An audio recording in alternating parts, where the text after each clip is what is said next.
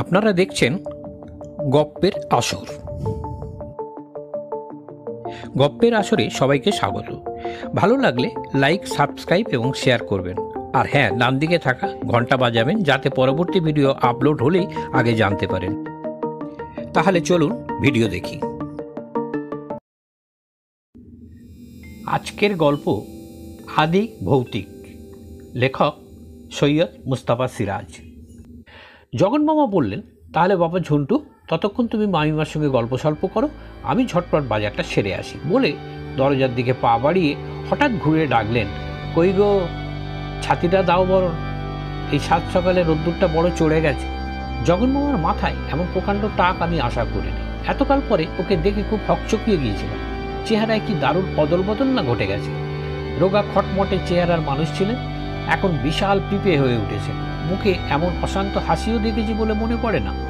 এই মফস্বল শহরে এখন ওর উকিল হিসেবে বেজায় নামডাকও হয়েছে এবং তার কারণ সম্ভবত ওর চেহারারই ভুলবদল। আগে এই সুটকে চেহারা আর খিটখিটে মেজাজের জন্যে মক্কেল যেমন জুটত না, তেমনি হাকিমরাও নাকি ওকে এজলাসে দেখলে চটে যেতেন। অবশ্যই সবই শোনা কথা। এও শোনা কথা যে জগন মামার স্ত্রী আত্মহত্যাই করেছিলেন। কৌশলে কলেরায় মৃত্যু বলে ব্যাপারটা ধামাচাপা দেওয়া হয়েছিল। উকিল মানুষদের তো পেটে পেটে বুদ্ধি। বলে রাখা ভালো, জগন মামা কোশমিনকালে আমার মামা কুলের কেউ নন। ছেলেবেলায় আমার বাবা মারা যান। পাড়া গায়ে সম্পত্তি রাখার নানা ঝামেলা, মামলা মোকদ্দমার দায় সামলাতে হতো এই মাকেই। সেই সুবাদে এই উকিল ভদ্রলোক মায়ের দাদা হয়ে উঠেছিলেন। কিন্তু আমি ভেবে পেলাম না জগন মামার মতো উকিল কেন ধরেছিলেন মা। তখন আরও কত জাদরেল উকিলও এ শহরে ছিল। মামলায় হেরে গেলেও দেখতাম ফের এই ভদ্রলোকের কাছে এসে পড়েছেন। হয়তো এটাই মানুষের অভ্যাস।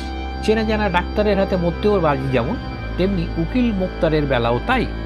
এখন মা নেই, আমি বিষয় সম্পত্তির হাল ধরেছি। আমি সেই একই অভ্যাসে এসে জুটেছি জগন মামা উকিলের দরজায়। মামলায় হার জিত ভবিষ্যতের কথা। ছোটবেলা থেকে যাকে মামা বলে জানি তার কাছে এসে দাঁড়ালে মনের জোর ভীষণ বেড়ে যায়। তবে তার চেয়ে বড় কথা, জগন মামার এখন নাকি নাম ডাক হয়েছে, কাজেই আমার মনের জোর অনেক বেশি করেই বেড়েছে। আজ রোববার, আগের দিন ও রাত্রিটা জগন মামার বাড়ির কুটুম্বিতা এবং সলা পরামর্শ করা যাবে বলেই আশা। আগামীকাল ফার্স্ট আওয়ারে কেস ঠোকা যাবে।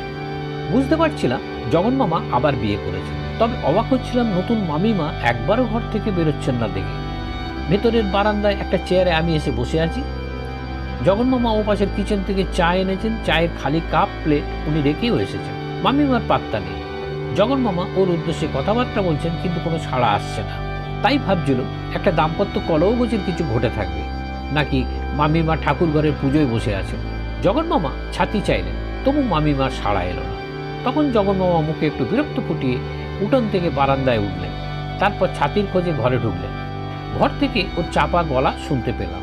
একটু পরে বেরিয়ে এলেন ছাতি হাতে, মুখে অশান্ত কথাবার্তা, হাসি। বললেন, তাহলে গল্প স্বল্প করো তোমরা, আমি ঝটপট ফিরব। উনি খিড়কির দরজা দিয়ে বেরিয়ে গেলেন। ওদিকটায় আগাছার জঙ্গলের ভেতর দিয়ে শর্টকাট পায়ে চলার পথ আছে, গিয়ে উঠেছে বাজারের চওড়া রাস্তায়। এদিকটা একেবারে নিরিবিলি নিঝুম জায়গা। আশপাশে বাড়ি বিশেষ নেই। গঙ্গার ধারে শহরের এক প্রান্তে এই বাড়িটার বয়স প্রাচীন। একটু তফাতে হাসপাতাল এলাকা। অন্য দিকটায় গঙ্গার পাড়ে বন জঙ্গলের সঙ্গে সাজানো ঘন বন। ভাঙন আটকাতেই এই নিরামিষ জঙ্গল। জগন মামার ভাষায় নৈমিষারণ্য। বাড়ি একেবারে চুপচাপ। গ্রীষ্মের এই সাত সকালে গঙ্গার দিক থেকে একটা হাওয়া এলো সনসনিয়ে। হাওয়াটা খিড়কির দরজা ঠেলে উঠোনে ঢুকে বাই বাই করে ঘুরতে থাকলো। তারপর পাঁচিলের ধারে জবা ও শিউলির ঝোপে হুলুস্থুলু করে পটাপট কিছু হলুদ পাতা ছিঁড়ে পাঁচিল ডিঙিয়ে চলে গেল। এই সময় আমার মনে পড়ল, যেদিকে হাওয়াটা গেল সেদিকটায় শ্মশান ঘাট এবং একটু পরে সেই উঁচু বটগাছের মাথায় ঝাঁকুনি লাগলো। কিছু করার না থাকলে আমার উদ্ঘট সব অনুভূতি জাগে। হঠাৎ মনে পড়ল ছেলেবেলার দেখা মামির অর্থাৎ জগন মামার প্রথম স্ত্রীর কথা। আত্মহত্যা করলে মানুষ নাকি ভূত হয়। এমন নিরিবিলি বাড়িতে ভূতের পক্ষে হামলা করা ভারী সহজ। পুরনো মামিমার ভূত নতুন মামিকে জ্বালায় না? কে জানে কেন এ বাড়িতে রাতে থাকতে হবে ভাবতেই এবার অস্বস্তি জাগল। ভূতে আমার বিশ্বাস নেই, কিন্তু ভূতের ভয়ে আমায় বেজায় রকমের। একটু কাশলাম। ভেতরের ঘর একেবারে চুপচাপ। সিগারেট টানতে থাকলাম। জগন মামা বলেছিলেন, সবসময় খালি তোদের গল্পই করি, তোর মায়ের মতো মহিষী মেয়ে তো আর হয় না। আর এইটুকুন ছিলি জানিস বাবা ঝন্টু, এইটুকুন। আর কি ভীতু কি ভীতু। এত সব যদি শুনে থাকেন ভদ্রমহিলা, তাহলে আমাকে দেখার জন্য বেরোলেন না কেন? কিছুতেই মাথায় ঢুকছে না। সিগারেট শেষ করে বাড়ি ঢুকে চমকে উঠলাম। কোথা থেকে একটা নেড়ি কুকুর ঢুকে পড়েছে যে। বারান্দায় গিয়ে ভেতরের ঘরের পর্দা ফাঁকে উঁকি মুচ্ছে। চেঁচিয়ে উঠলাম, মামিমা, কুকুর ঢুকেছে, কুকুর। তবু সাড়া নেই দেখে দৌড়ে এলাম। কুকুরটা ঘরে ঢুকে পড়েছিল, লাথি খেয়ে কেউ কেউ করে উঠল এবং ডিগবাজি খেতে খেতে উঠোনে গিয়ে পড়ল। তারপর লেজ গুটিয়ে পালালো। পর্দা তুলে উঁকি মেরে ডাকলাম, মামিমা, কিন্তু ঘর ফাঁকা, কেউ নেই। সেকেলে পালঙ্কের উপর জগন মামার লুঙ্গি পড়ে আছে। ড্রেসিং টেবিলের দিকে তাকালাম, একগুচ্ছের স্নো পাউডার ইত্যাদি যথারীতি সাজানো। ওপাশে আলনায় কয়েকটা শাড়ি ও সায়া পর্যন্ত। সেগুলো অত ময়লা কেন ভেবে পেলাম না, কিন্তু ঘরে একটা মেয়েলি গন্ধ টের পাচ্ছিলাম। আচ্ছা, মনে হলো মামিমার বয়স নিশ্চয়ই জগন মামার তুলনায় ঢের কম। মেয়েলি গন্ধটা কি চুলের? স্নানের পর মেয়েদের চুলের এমন গন্ধই হয়। একটু লজ্জা পেলাম। এ ঘরে ঢুকে দাঁড়িয়ে থাকাটা ঠিক হচ্ছে না। ভদ্রমহিলা ওপাশে কোথাও আছেন, এসে গেলে অপ্রস্তুতের অ্যাক্সেস হবে। বেরিয়ে আসার আগে ড্রেসিং টেবিলে রাখা ছবিটার দিকে চোখ পড়ল। পুরুষ ও মহিলার ছবি পাশাপাশি, কিন্তু চিনতে পারলাম না। শুধু দেখলাম যুবতী মহিলাটির কেমন চোখে তাকিয়ে হাসছেন। ঠিক এই সময় বাইরে জগন্মামা সাড়া পেলাম। বউ ভাগ্যে দুটো গলদা পেলাম, বুঝলে, মোট দুটো, থাকবে এতেই হবে। আর সানোচ্ছাই ভুলে গেলাম যে। ঝটপট বেরিয়ে শুনলাম মামিমার গলা, এই সময়ে ওদের বাড়ি না গেলে চলতো না, ঝটপট ফিরে এসো তাহলে, অবশ্যই আজ রোববার, বেলা করেই খাওয়া যাবে। নতুন মামিমা তাহলে কিচেনেই ছিলেন। ঘুরে জগন্মামা একগাল হেসে বললেন, এই যে ঝন্টু, আলাপ হলো মামিমার সঙ্গে? গল্পের রাজা থরি, রানী। রানী আর তুমি তো বারবার ভূতের গল্প শুনতে ভালোবাসতে। এখন অবশ্যই বড় হয়েছ, তাহলে মন্দ লাগবে না, কি বলো? বলে চোখ নাচালেন। রাত্রিরে শুনবে কোন। বাইরের ঘরে জগন্মামার ওকালতির অফিস। আর ছুটির দিন বলে বুঝি ওর বৌড়িবাবু আসেননি। সেই ঘরে হাত পা ছড়িয়ে বসে জিরিয়ে নিচ্ছিলাম। বাইরে রোদ বেড়েছে, এখনই লু হাওয়া বইতে শুরু করেছে। চারপাশে শুধু গাছপালার সনসন, আর গঙ্গায় নাইতে যাওয়ার সরু গলিপথে আবর্জনার ঝড় বইছে শোষো করে। ভেতর থেকে জগন্মামার কথাবার্তার আওয়াজ ভেসে আসছে। নতুন মামিমার সঙ্গে অনর্গল কথা বলছেন।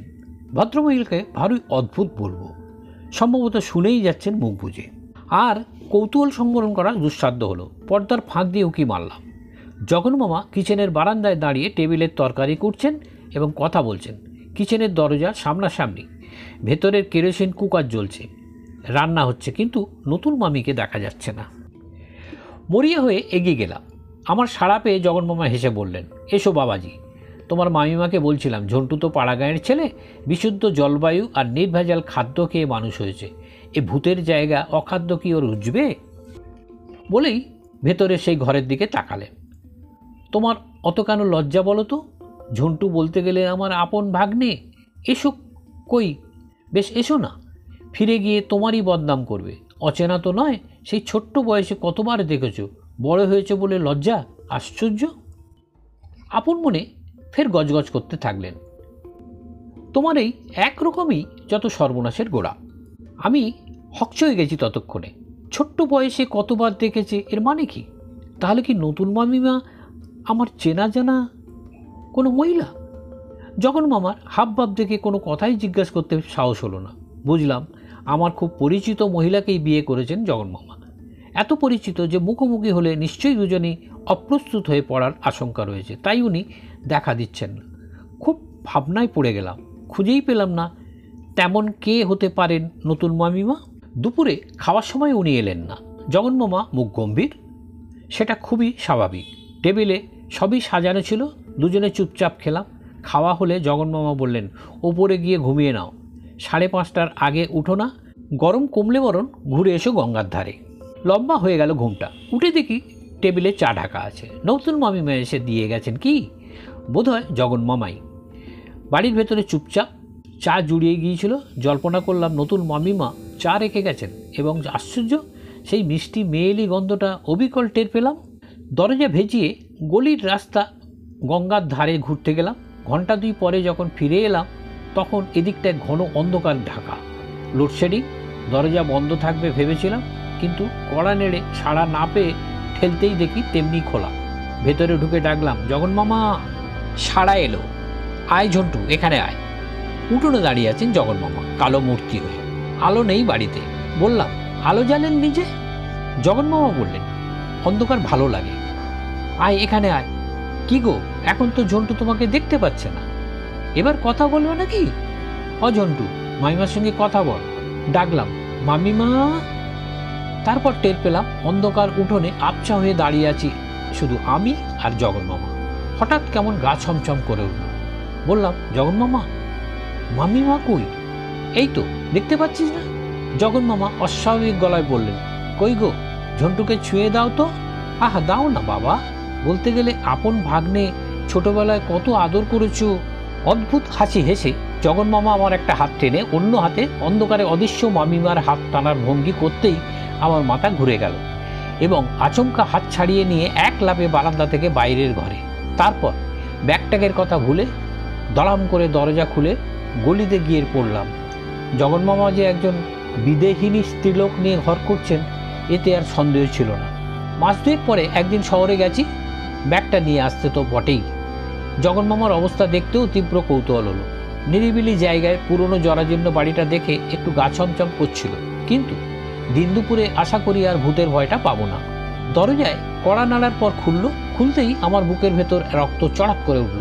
হাসি খুশি মিষ্টি চেহারার এক সুন্দরী মহিলা দরজার পাল্লায় হাত রেখে দাঁড়িয়েছেন। যেই হাসি খুশি মুখে বলছেন, কাকে চাই, অমনি আমি পিছিয়ে এসেছি, আর লাভ দিয়েই। ইনি যে সেই নিরাকার মামিমা, যার সঙ্গে জগন মামা অনর্গল কথা বলতেন এবং যিনি আত্মহত্যার পরে মারা যান, তিনি ছাড়া আর কে হতে পারে? ভুল হয়েছে বলে আমি হনন করে চলে এলাম। পা টলছিল, একবারও পিছু ফেরার সাহস হলো না। নিরাকার আকার ধরেই সমস্যা। কিন্তু ব্যাপারটা আগাগোড়া রহস্যময়। তবে একটু মনে পড়ছে, পেছনে জগন মামার যেন চিৎকার শুনেছিলাম, ঝন্টু, ও ঝন্টু, চলে যাচ্ছিস কেন? তোর নতুন মামিমার সঙ্গে আলাপ করে যা। কানের ভুল হতেও তো পারে। নতুন শব্দটা কি সত্যিই শুনেছিলাম?